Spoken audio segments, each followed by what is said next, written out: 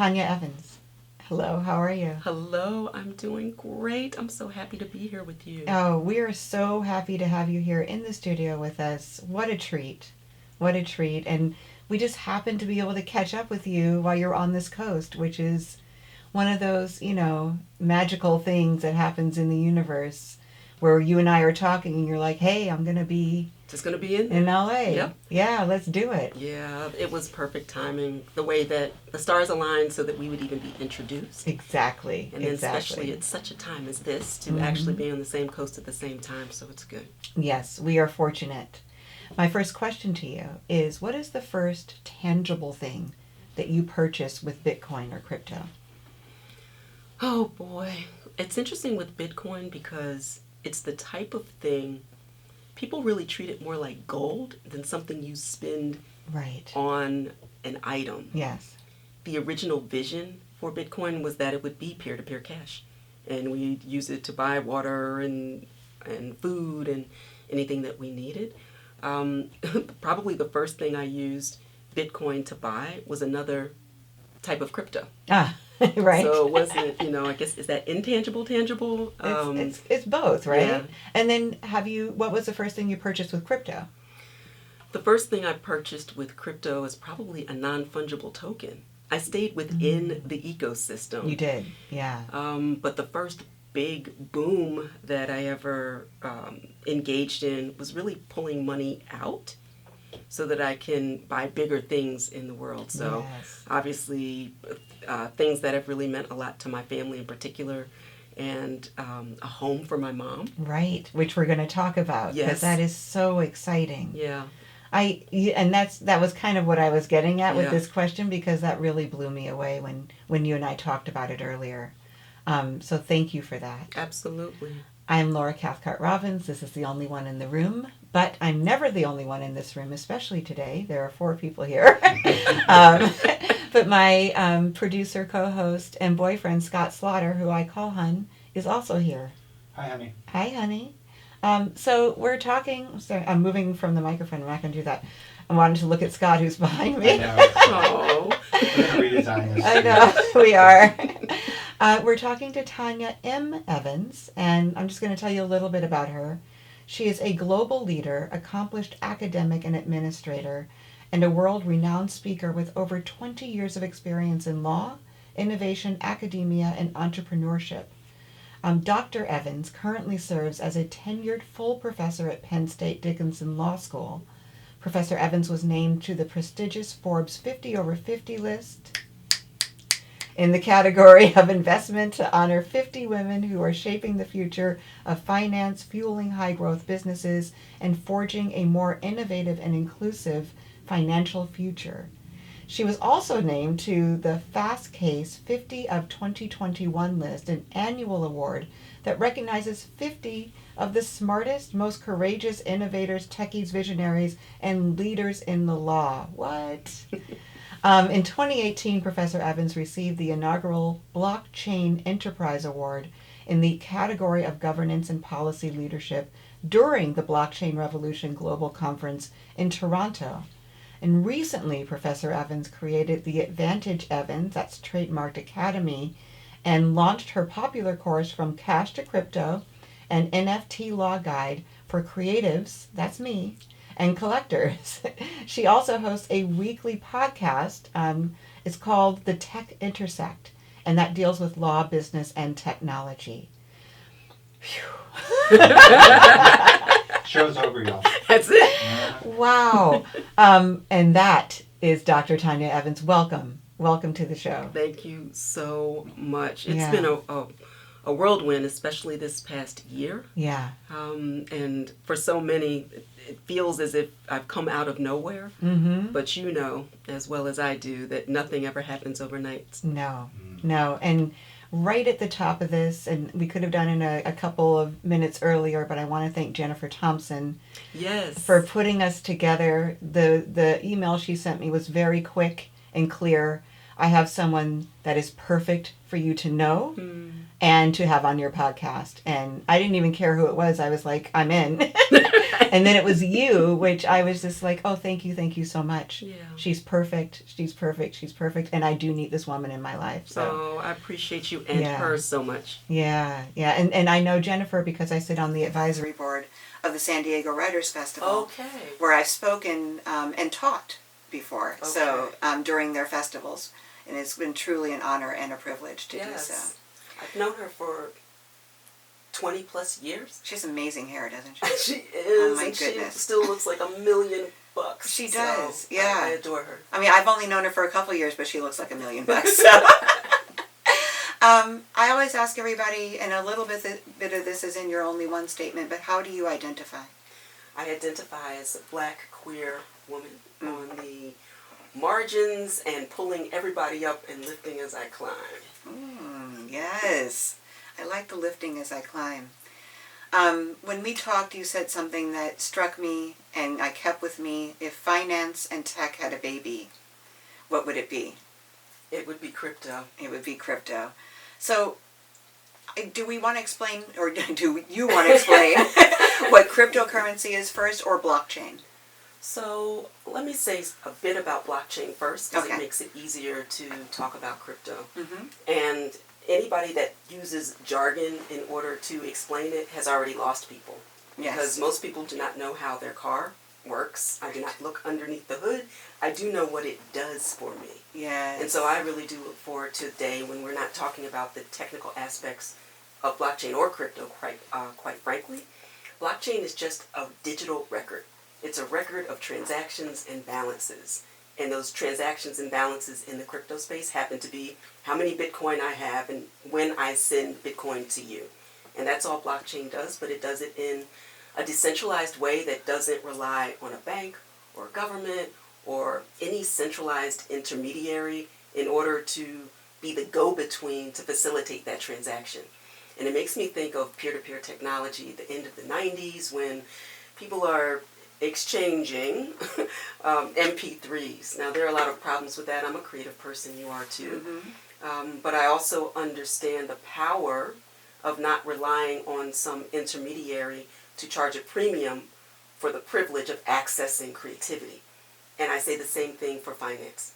And it's that peer-to-peer technology that really empowers people to be able to make peer-to-peer transactions without a bank, which, and I know that we'll talk about it, but there are a lot of people who are unbanked or underbanked and therefore can't participate meaningfully in culture, in society, in business, in interactions, in contracts. Mm-hmm. And so crypto is the way that I believe that we will be able to do that going forward.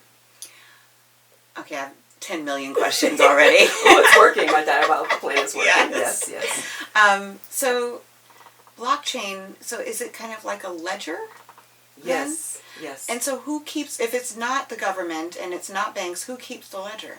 The ledger is actually maintained by, this gets tiny bit jargony, but stay with me, by a network of computers instead. And one of the best ways to explain is to understand how the internet originated and where we are now. In Web 1.0, it was really a client-server model, which means there was this server that had information and disseminated it in a unidirectional way. Clients are computers, and so you have a server and information flowing one way. Mm-hmm. And the computers didn't talk to each other. It was only receiving information from the server. 2.0 is where we are now. You still have centralized servers, to be sure. The big tech companies of the world own most of our data. I have a huge problem with that. That's probably a story for another topic, right? Yeah. But even the headlines recently that talk about that, right? To see what's going on with the Facebooks of the world and all of that, it's very problematic because it is not decentralized in the way that we had imagined that Web 2.0 would be. You have a lot of interaction between computers. I could send you something. You are not just receiving information, you're also a creator and you're a distributor of information. So that's Web 2.0. We're content creators. We do a lot of things in the Web 2.0 world, but there's still these centralized intermediaries that control all the data. I see. So in a Web 3.0 world, you remove them. It's all peer-to-peer. It's all computers, mini computers talking to each other and agreeing to the central source of truth of these transactions and balances. Mm-hmm. So that means, and a common example of this, everybody's had a group text, Mm-hmm. right? You have a bunch of people texting, you delete it off of your phone, but everybody else still has it. Right. And unless and until that last person deletes it, there's always a record of Right. the quote-unquote transactions, which is the information that you all were sharing. Mm-hmm. And in that way, you start to think about what it is in a truly distributed or decentralized way. Now, it's a rough analogy because, of course, there's this other company in the background who also keeps it. Right. But as it relates to the people who are exchanging that information in that text string, Mm-hmm. that's a good way to think about it. You delete it off of your phone, it still exists in other areas, and that's the decentralized ledger that still maintains that record. Right. So the record, it still exists whether or not you participate. That's correct. So, okay. So then can you explain what cryptocurrency is? Crypto is a purely digital form of value exchange. So, and we can even think back to times where before there was a dollar, before there was paper currency, before there were currencies, there were a lot of different ways that communities exchanged value. Yeah. Shells, salt, sugar, unfortunately humans, Mm-hmm. right? Many Yes. different ways that you can exchange value. As communities started to reach beyond their small, insular community Mm-hmm. and had to transact with those who they didn't trust, they needed to find someone or something or some entity that they did trust. I don't know the tribe across the way, but I know this government, or I know this entity who I'm going to pay for the privilege of entering into transactions with these other folks. Mm. And so that's where you get those who would escrow funds and Right. all sorts of other intermediaries in that way. And so as culture and community continue to expand and to grow, there had to be ways to transact in business with people whom you didn't trust. And so those trusted intermediaries entered the scene. Unfortunately, we look at these points in history. 2007 immediately comes to mind, Mm. right at the beginning of the real estate crisis. Right. And it wasn't an unfortunate thing that happened.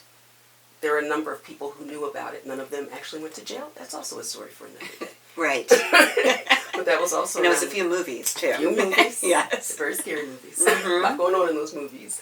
But it was around the same time that Satoshi Nakamoto, whoever he, she, or they are, decided to also launch Bitcoin, which was launched in 2009. Okay. And so you can start to see the overlap of the crisis of trust Mm-hmm. and the crisis of confidence in big business and in government, and to find a way to go back to a time on a global scale when you can actually interact peer-to-peer. Wow. So it's 12 years old. Yes. Wow, that's amazing. And I didn't realize that. I'm just marinating in that for a second. So thank you for those explanations. Mhm. I want to know, because this is what was really interesting, or one of the things that was really interesting to me, is we talked about, or you were explaining to me how crypto can particularly benefit marginalized people. Why is that? Well, I think about my own, it's interesting. I'll come at this a couple of different ways, because originally we talked about unbanked and underbanked people who cannot participate meaningfully in life, literally. Do you know what percentage of us that is, or around? I don't have it in front of me in my head, Okay. but it is not an insignificant number, both here in the United States and certainly around the Certainly world. around the world it's huge. It's easier yeah. to identify that number where you can have the large percentage of people. Right. And when you think about the centralization of power, Mm-hmm. it usually rests, and by usually I mean always, on the amount of money and more specifically property that you have. Right. It's actually not enough to have money. And I use myself as a cautionary tale around that. Someone Mhm. with excellent credit, great resume, dare I say, been in my chosen profession for a long period of time. Right. Tenured professor, no children, although I love children. Yeah. Exploring the world, I have a lot of resources and I have a huge track record. Mm-hmm. And it was very, very difficult for me to secure the simplest of loans in order to purchase a home, which I ultimately did for my mother. Right. For someone like me, if I have that much difficulty with traditional finance, I can't even imagine, we can only imagine, the process for those who are not similarly situated, because I operate at the axis of many different sources of privilege. Yes. And yet it is not enough as a Black queer woman at the table. Mm. And this is kind of moving off of it, but why do you think it was so difficult for them to see you as a good risk? I think they look at the numbers and the percentages and don't see me. They have a story on their own internal ledgers about what a Black woman, perhaps also queer, who is at the table at my particular age, and the likelihood perhaps of default. But I will also say that is not my experience. It's actually not the experience of the women I know. Right. So I'm not quite sure who's keeping these records of information. If a white cisgender man walked in with my portfolio, Yeah. it would have been a very short conversation. Yes. But the amount of information that they wanted from me, I'm still shaking my head thinking about it because it didn't make sense. At a certain point, it literally made no sense. And so that is when I knew for myself, if this is as difficult it is for me, knowing that I actually could do an all-cash deal, I just want the benefit of OPM. Yeah. Because that's pretty awesome. Other people's money, for those who are not. Yes. I'll use your money for my house. I'll use your money, and then I'll invest the money And then that I'll, I have yes, and make exactly. more money. Yes. And so that really set me back. And it also was the thing that as a Black woman, even before I was outwardly identifying as queer, coming up against these moments where it didn't matter that I did well in school. It didn't matter that I checked all the boxes. And up until recently, I've really been a coloring inside the lines person. Yeah. For sure. And it's that if-then proposition, and it doesn't always work out that way. No, it doesn't. No, it doesn't. So last question about that. Did you have the realization at the beginning of this process or somewhere in the middle?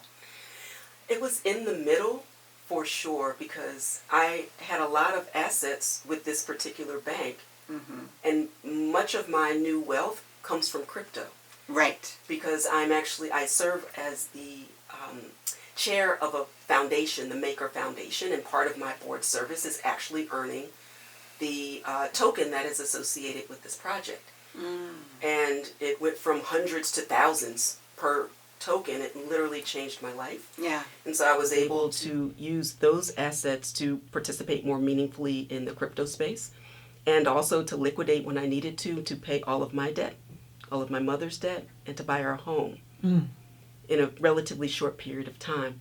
That probably is also something that gave traditional finance a side eye. First of all, they don't understand crypto. Yeah.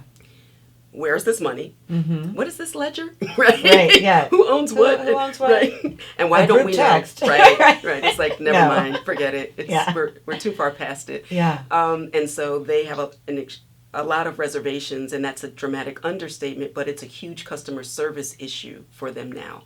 For people like me, and people who are not like me, who will have comeuppance, as we would say, in crypto in ways that they could never do traditionally. And final point around this is, one thing I didn't mention about crypto is it's a capital asset.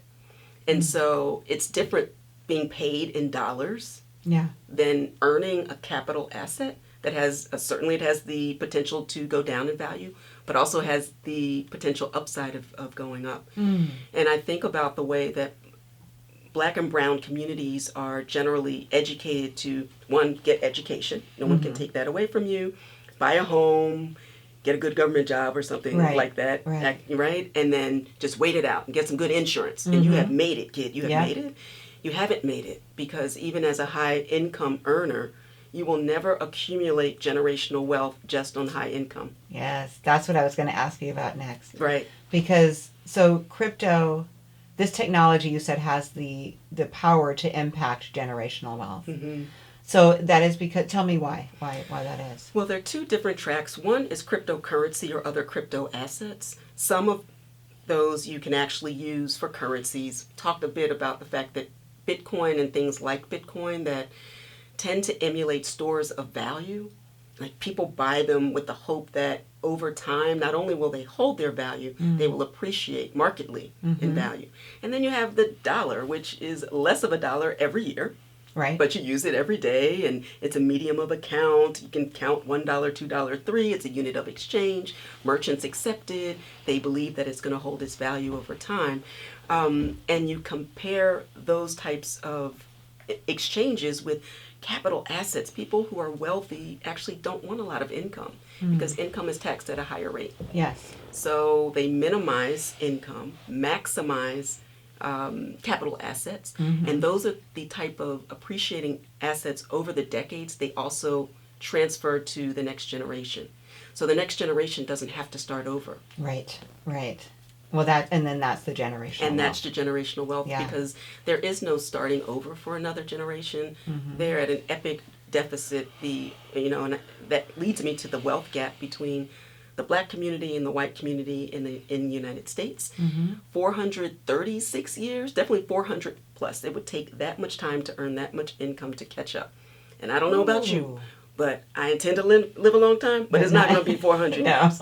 I assure you. It will not be 400 years. And I don't think that I'd probably be cognizant of anything if I did live like for what that years long. is it, right? I want to live right now Yes. and enjoy it. You touched on this a little bit. We're kind of in a cashless society right now.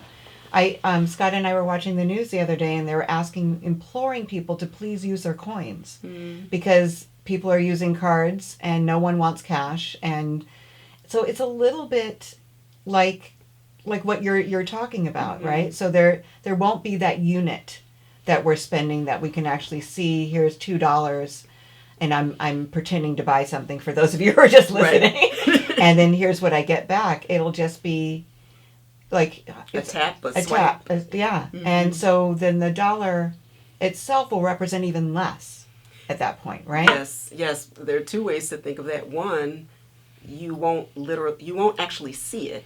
Even though, let me take one pause here to say, it appears that we live in a cashless society, and by cashless, physical representation. Right, yeah. It's really still a digital veneer that is an overlay over this double entry ledger system where if I send you $100 at the end of the day, my bank is still keeping its own internal ledger of transactions and has to settle. Right. Your bank has to do the same thing. And then there's a period of reconciliation. It takes a lot of time. It costs us money. Yes. And we pay for that. We pay for that. Yeah. And so it really is a digital veneer. It's an overlay. But we have a lot of progress that can be made in the decentralized finance space. And so that's the segue to the second point. We have crypto over here, which is like peer-to-peer cash, and we're doing things. Decentralized finance is literally replicating the traditional finance setup of savings and loans is what it comes down to. Yeah. Banks want us to, this frustrates me every time I get ready to say it, but I'm going to say it for you. I'm doing this for you, Laura. Okay. All right, because you're about to run up my pressure when we talk about this. So the banks encourage us to save pennies, fractions of pennies on the dollar. You can have six figures. I've done this calculation. You can have six figures in the bank and still, I don't know, maybe earn $6, $7, $8, $10 a year on interest. Something ridiculous. Ridiculous. Yeah. And they use that. The upside for them is that they're going to loan that same money out. They want you to save it, and they want you to save it for long periods of time, right? They incentivize it, yeah. All of this, and it sounds great. It's not great. It's great for them. Right. Decentralized finance replicates that in a way that also leverages blockchain technology and this peer-to-peer stuff as well, so that someone, as long as they have Bitcoin or another popular coin, Ethereum or Ether, they can actually set it up in a way that they can take loans from themselves. It's kind of like pulling out the equity in a home. Okay. You have 5 ETH, you want to pull out some money that you can use. You, what we call stake it, that's another way of kind of saving it, taking it out of circulation. You get the equivalent of cryptocurrency, and you can use that for other things. And then you can pay yourself back, get your capital asset back, and you haven't had to liquidate, and you haven't had to involve yourself with the traditional banking system. Okay. I didn't quite get all that, but I think I got most of it. Yeah. Tell me about, because you did that process when you purchased the house, right? I did not use DeFi when I did that, but it's Okay. a way. When I purchased the home, it really was liquidating crypto that I had accumulated over time, Mm-hmm. and using that process was one of the things that threw the traditional finance bank off, because they always like to follow the money, Right. and they have a very difficult time figuring out crypto, and so that is what is more problematic. So explain how you liquidate crypto to me and then end up with dollars. Good. Yeah. That's a very important question, because this comes from going cash to crypto and then crypto to cash. Yes. And so I spend all of my time helping people on board with that precise process. You can actually, if you have Cash App, you can open it up, go to your fourth tab and buy it, and then we can talk about what you do with it afterwards. Ah. But you are using... I do. Okay. So, yes. All right, we're going to do it. Okay. You're going to be my star pupil today. All right. So you have to, at some point in time, on board. You at some point have to exchange one type of currency for another. If you were visiting a foreign country, you would do the same thing. In this instance, we're using fiat or government-issued currency. Use dollars, you buy $10 worth of Bitcoin. And that's your entrance, or some other crypto, but that's your entry point. When you are ready to offboard, meaning leave the crypto space and liquidate back into fiat, then you would do the same thing. And there are all these crypto exchanges. Gemini is a good example. Some people use Coinbase. I have some issues with Coinbase because I don't know how egalitarian that platform is, but it's one of the most popular. And so, people should DYOR, do your own research, but there are a number of very prominent exchanges where you can exchange your fiat currency for crypto, and that's your real entry point in. One final thing I will say about that, not all platforms are created equally. Cash App is the type of, and I don't have any dog in the fight for this. This is just one of the easiest ways for people to get involved. You can remove Bitcoin that you purchase on the Cash App into your own personal wallet. And we do have to, before we get out of here, spend some time about wallets. Because the other thing is, okay, I have it on an exchange. Where do I keep it? And that's Right. the next really important step. There are some platforms that don't allow you to pull off your cryptocurrency. Robinhood, PayPal. They are in the market to allow people to purchase, but you can't actually pull your cryptocurrency off. And so a lot of people have been disillusioned with that process because not all platforms are created equally. Right. And that can be problematic. If you think you're going to own Bitcoin in certain environments, that is something that you have to be careful of. So tell me those companies again. So ones where you can pull your Or where you crypto, can't. where you can't. Robinhood, as of now, Okay. I know that they are working on a solution to enable people to do that. Yeah. Currently speaking, that does not exist. And PayPal. Okay. The Kwanzaa principles. Yes. Yes. I just think this is brilliant. Can you just tell me a little bit how you connect these two? The principles of Kwanzaa, which is an African American holiday. Yes. That was invented sometime after I was born. Oh, I can't exactly say that, but around the time, perhaps. It was like in the 70s or Yeah. early 70s. But it's not a religious holiday based in anything other than it happens around in December when a lot of other holidays that we celebrate happen. So it has principles. A lot of little black children that I know are named after these principles. Absolutely. Yes. So can you talk a little bit about that and how it relates to crypto? Yeah, I was thinking, actually I wrote this article at the beginning of the year. Yes. Because Kwanzaa is celebrated from the 26th of December through January 1st. That's right, yeah.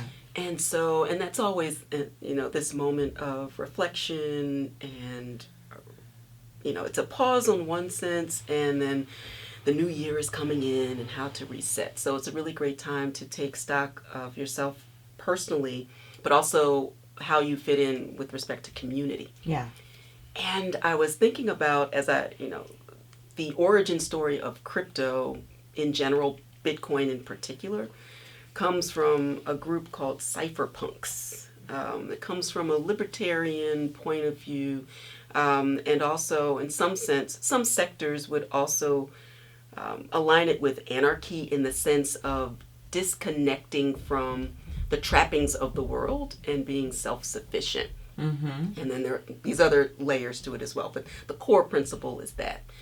Yeah, so when I think of the community that evolved on the crypto side, there were a lot of commonalities in the African American tradition of cooperative economics, collective work and responsibility, and the community aspect of celebration and self-reliance. Yeah. I think that is a common thread throughout all of the different Kwanzaa principles. You think of faith and unity, and it was just this perfect overlay for me, and Yeah. it really started to make sense because I am constantly speaking to Black and Brown communities about why this makes sense. Mm-hmm. And so trying to align the community principles in Black and Brown communities with the crypto community, that was an easier conversation to have. Yes, there's a bridge there. There's a bridge there. And people can connect that way. I love that. So, okay, so these are a couple headlines that you and I talked about just quickly. Visa just unveiled Layer 2, that's in quotes, network for stablecoins, central bank currencies. That was big news. Mm-hmm. Billionaire Chamath Palihapitiya says that Bitcoin has effectively replaced gold. That was a headline on an article about him and his feelings about Bitcoin and crypto. And in June, El Salvador's parliament approved a law to allow crypto money to be accepted as tender for all goods and services, along with the US dollar. The World Bank has rejected a request from El Salvador for assistance in its bid to adopt Bitcoin as currency, citing environmental and transparency shortcomings, which sounds very vague to me. If we want to talk about the impact to the environment and to macroeconomics, and we should just look at traditional finance. Yeah. There's quite a bit of electricity that is plugged in order to make this entire system work. So yeah. Let's compare apples to apples. But it is interesting to see countries. This will be interesting to see what goes on with El Salvador because unfortunately the population is not well positioned to take advantage of it. But the idea in the abstract is an interesting one, but you have to educate people to be able to use it. Right. And so we'll have to, let's be cautiously, I don't even know optimistic, but let's take a look. It's the first, it may not be the last, but you want to make sure that your community is sufficiently situated in order to take advantage of it, and the rollout was very clunky. Right. When I think about gold, you mentioned this idea of Bitcoin replacing gold. The reason is Bitcoin is hard capped at 21 million coins that will ever be in circulation. Almost 19 million of them are already in circulation, which is another powerful proposition for the rest of the world. The folks who are not intermediaries, not big bank, not governments, hold most of the Bitcoin. Wow. No government will ever own most of the Bitcoin unless they steal it all from everybody, and there would be mass anarchy in the world. Interesting. So that's a power move for Bitcoin that is not the same for other types of crypto that may not have a hard cap. Right. And yes, and the point in just even reading about El Salvador and Visa and just like this is happening. This is happening. And it may not happen the way that it could happen in El Salvador, but attention is being paid. And people are turning to this as a solution. Right. As Scott and I would like to. Let's go. So this brings me to, let's say that Scott and I have, how much money should we say? Go big or go home. Let's say $10,000. Oh, no. Let's say 50,000. Okay. Let's say. She said go big. Okay. All right. Go 100K. So this is hypothetical. Okay, Let's say we have our $50,000 Okay. between us. We've each put in 25 in dollars, and it's in the bank, and we want to now invest it in crypto.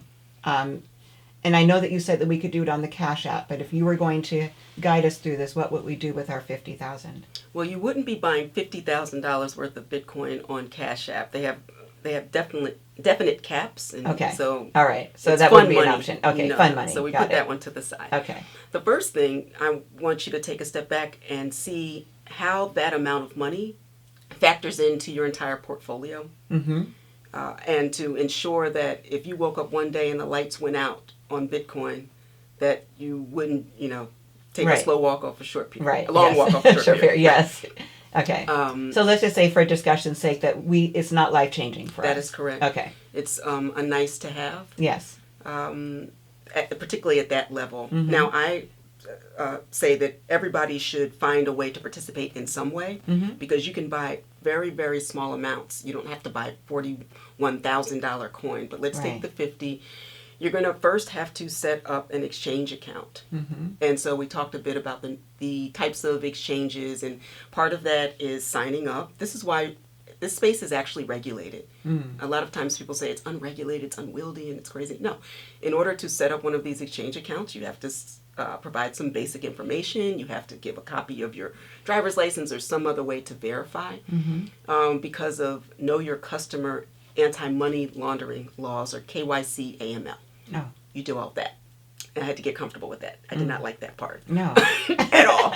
And But if you did it, I feel more comfortable doing it. It took Okay. me a long time. And, Okay. and the doing the research and doing the hard work initially to make sure that people had a better experience than I did Mhm. is what I'm 100% committed to doing. You'll go through, figure out which exchange is best for you, and then you would set that up. And then it's as simple as linking your account, your fiat account, Mm-hmm. the routing and banking number. It connects to your exchange account, transfer in either by wire or ACH, Mm-hmm. and that money is sent to the platform for you to then purchase. I use the term purchase as opposed to investing, but because we're exchanging currencies is what Right. we're doing. Right. Right? Yes. And so that would be the entry point. You would decide what you're going to buy. And so that's a slight process, but most people are going to buy Bitcoin first. Mhm. That is where I recommend people start. Okay. And then just sit. Mm-hmm. Sit for a while. What's a while? Well, put it this way.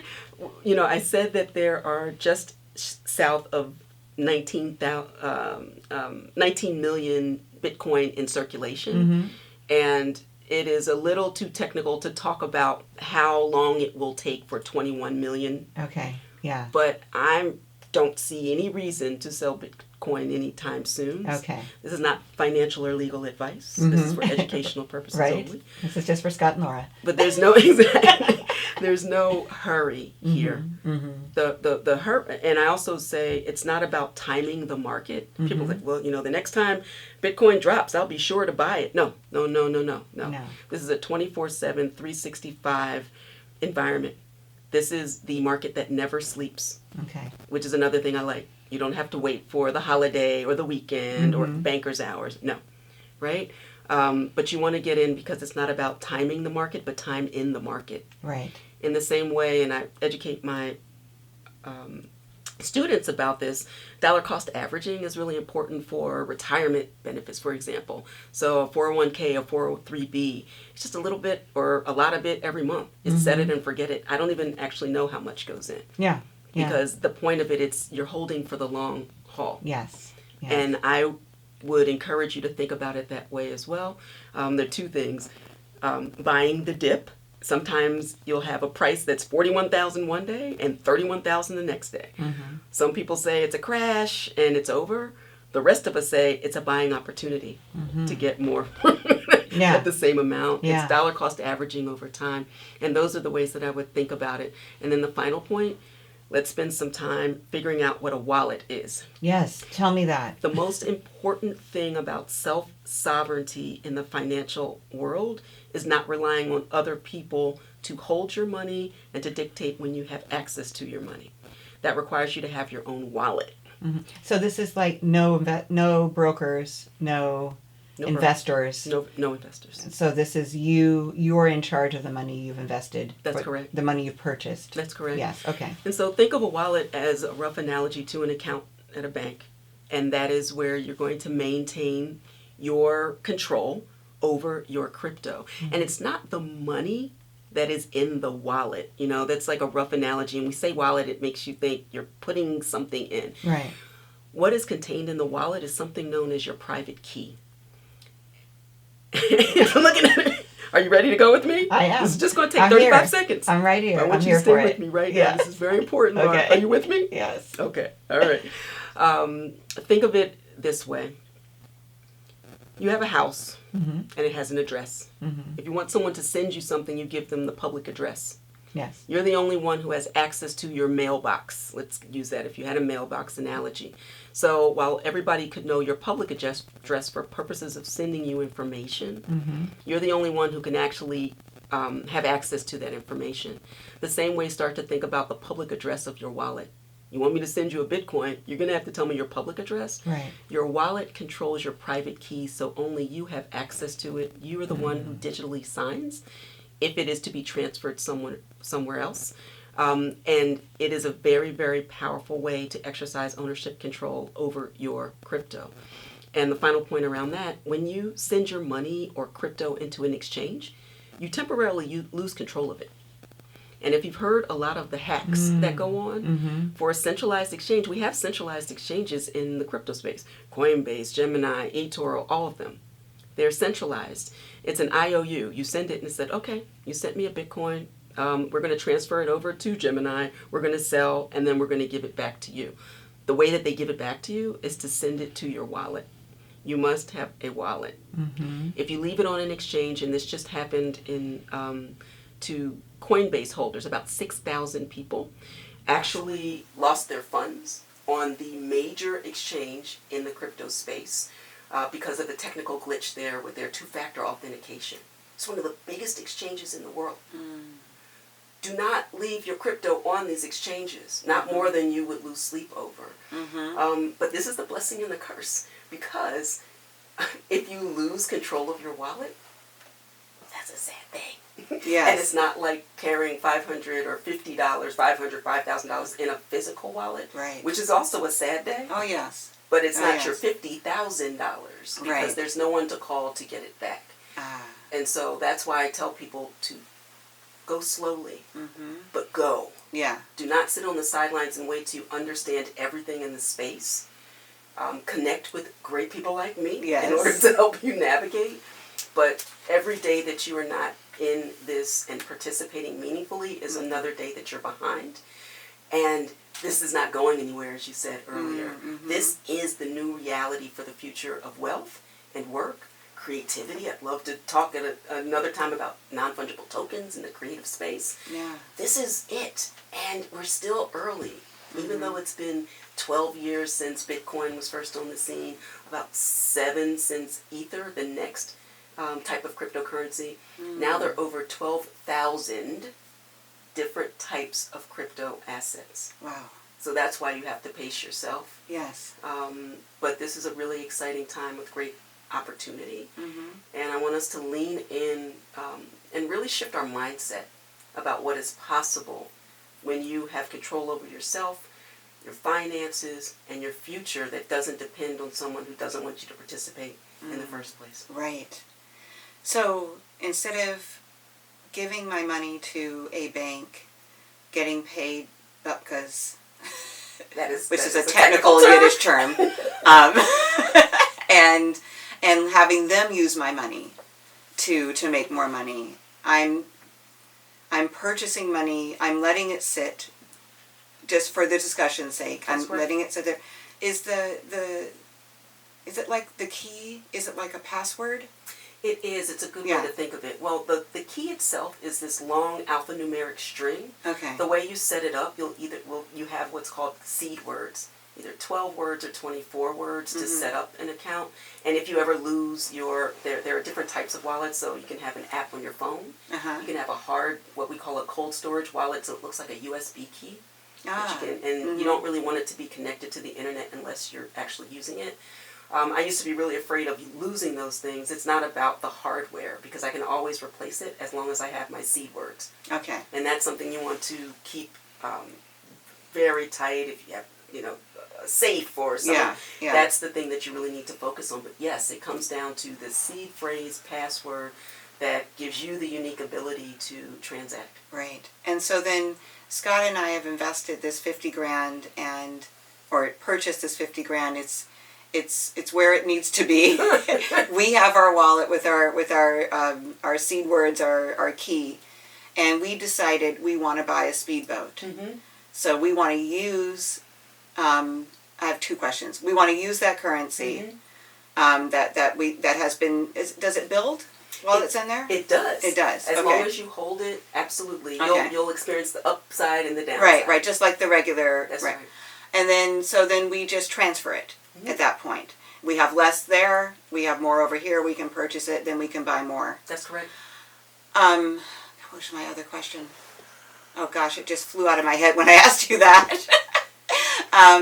She all saw right. the boat. Yeah, I did see the lost boat. She hates boats. I I'm do not hate even sure boats. where she went there. Yeah. Don't like the wind blowing in my hair. Maybe that's what threw you off. That might have been what threw me off. But okay, so I think I get it. I think I get more of it now. And here's my other question. So for my money, I do have a broker. There's no equivalent in the crypto world. Is there like an advisor? Because I know that you teach obviously to the very, very fortunate students at Penn, right? At Penn State Dickinson Law School. Penn State Dickinson Law School. So they get to take your course. You've taught this other places as well. Yes. But, But how do people like Scott and I find someone to help us with this, and what is that person called? So I'm sure that there will be a number of people and institutions that are happy at a premium to teach you. I have Advantage Evans Academy that has free 99 master classes all the way up to higher engagement, and I'm not the only one in the space that does this. When I first started, I went to YouTube University. Back to Web 2.0, there's a ton of information out there. Okay. My job is to curate it, to start to help people learn the language. Yes. Institutions are providing information to their high net worth individuals quietly. Deutsche Bank, Bank of America is interested in doing this. They are providing these services for their high net worth clients quietly. Because don't tell anyone. Right. So for the 99%, we are relegated to YouTube and Advantage Evans Academy, and there are a ton of books. There is so much free information out there to figure out how to quickly just get involved. Your question about being a savvy purchaser to figure out this coin or that coin, this token or that token, I wouldn't be at liberty to share in this space because I don't want to give anyone some type of endorsement. But you don't need all of that to make sound decisions in the beginning. When you get in and get comfortable, there's a natural progression of your learning curve that will lead you to the projects that make sense. Does it sound like something that's really interesting, that has a great great backing? Does it involve really great people? Does it have a sense of community? Does it have an historical arc that you can look at over time? Go to coinmarketcap.com. They're not selling anything, but this is one of those places where you can get all of the information about every single coin or token in the space and see the historical data you'll start to get some perspective about the different types of tokens out there. But start slowly. You have to, most people say they're going to do it and they don't do it. We're going to. All right, now. We're going to. Go back in a year. Right, hon? Yes, and we're going to call you because we have you on our show. So Yes, we have an end. You have the bat line. And I think that the subject is big enough that we could bring you back and really talk about. Oh my things as goodness! they We continue. didn't even talk about NFTs, and now we're at time. Right. So I'm gonna ask you, first of all, where can people find you? Because they're gonna want you. You're gonna be deluged with people. Please, that would be my absolute pleasure at advantageevans.com. That's advantageevans.com, and that has links to everything, Tech Intersect podcast, the master classes, the full courses. There's something for everyone. You absolutely can do this. It's a mindset shift to recognize your power. You have this power, but you always had it, Dorothy. Yes. There's no place like home. And then just really quickly, is there some project that's next for you or something that you're excited about coming up? I'm really excited about the Decode the Future course that I'm running. I do that on a quarterly basis. I'm currently doing small group cohorts because I found that's the best way to really connect. I'm there, we talk about a topic, I curate content, they go through the modules, but we engage on a monthly basis. Nice. So that's the deeper dive. Once you purchase, Yes. I'm not letting you in until you purchase. Right, first. there you go. There you go. Well, you have converted us to Bitcoin. Just like dollars to Bitcoins. I'm a little less afraid of it. Right? Mhm. I know. Thank you so much. Absolutely. This is, gosh, it's been not only an education, but just a really great conversation with someone who came up in this world and understands it and can impart the wisdom to people like us who know nothing about it. And you're awesome. Oh. You're awesome. I'm in awe of what you do and who you are, and really feel blessed that you came to sit down with us. Thank you. Thank you. Thank you so much. Yeah.